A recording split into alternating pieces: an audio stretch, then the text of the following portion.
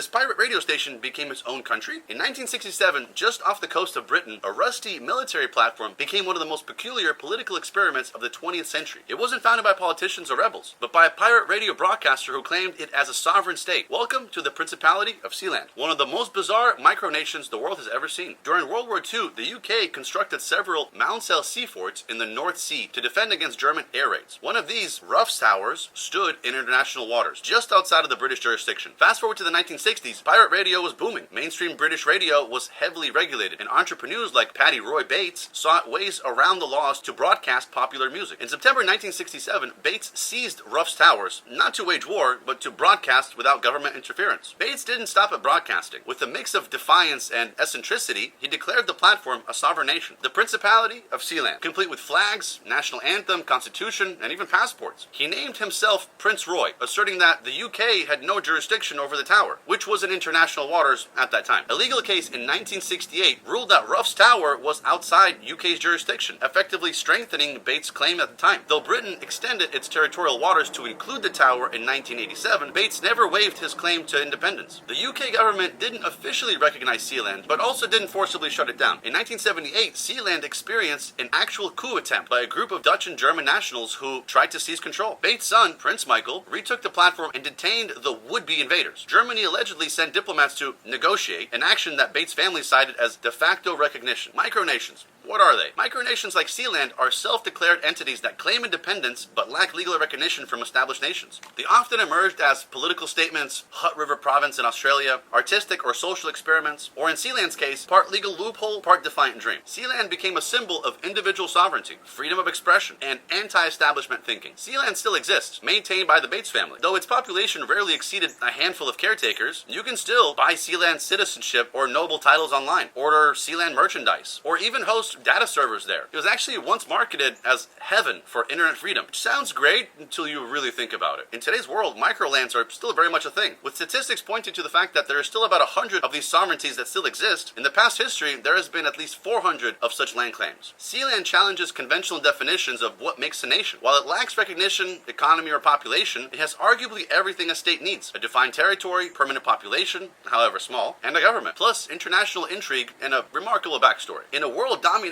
by sprawling bureaucracies and global superpowers, Sealand remains a fascinating footnote, a testament to human eccentricity, legal ambiguity, and the enduring desire for sovereignty, no matter how small the land.